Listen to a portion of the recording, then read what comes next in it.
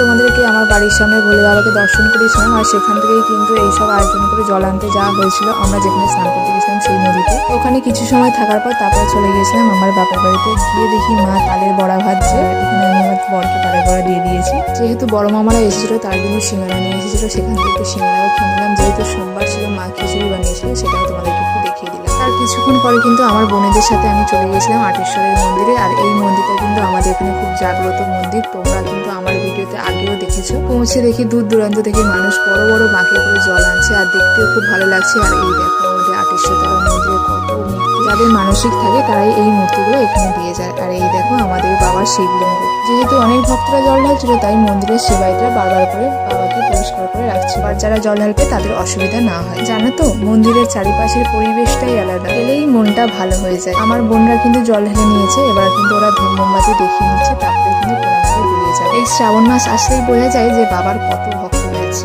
তারপরে বাড়ি চলে এসেছিলাম, এসে দেখি বাবার পুজো হয়ে গেছে, আর আমি কিন্তু প্রসাদও গেছিলাম, সেটা তোলা হয়নি। দেখা হচ্ছে অনেক ভালো।